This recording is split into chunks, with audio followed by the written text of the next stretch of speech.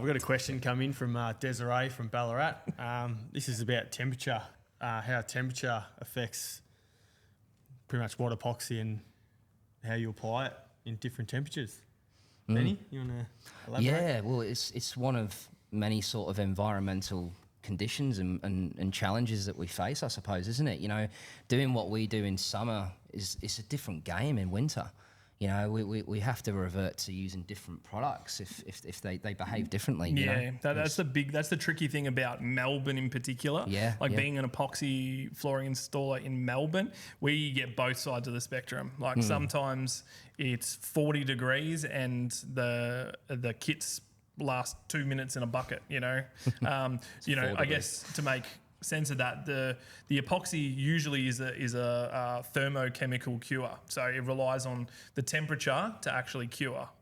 But when it's hotter, it cures a lot faster compared to when it's colder. You know, sometimes it cures a lot slower. So you know, in summer we're making small kits to try to mitigate it going off too quickly.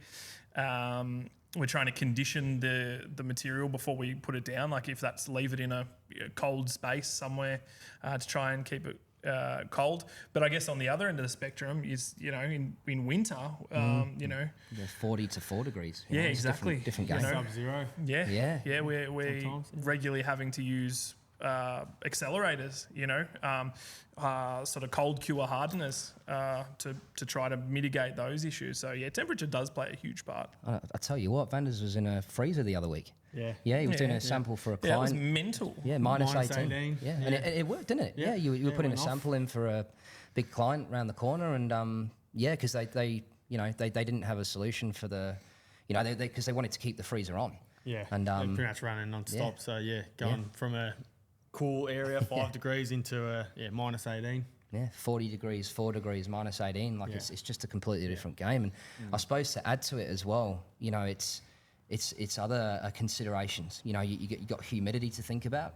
You know, moisture readings that we do on all the concrete before we even apply anything. You know, it's got to be within certain thresholds before you start applying. You know, environmental conditions are huge with what we do, and you've got to consider everything.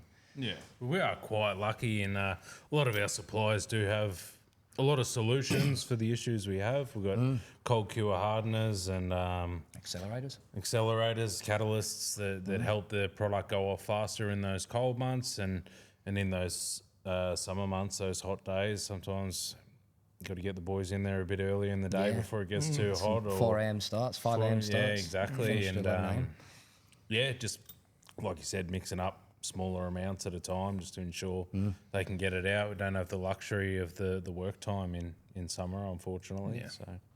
So look, if you guys have any further questions you want to ask us, or if you have any projects you'd like us to look at for you, feel free to send us an email, info@safecoatflooring.com.au, or give us a call, 1800 231 907. Thanks.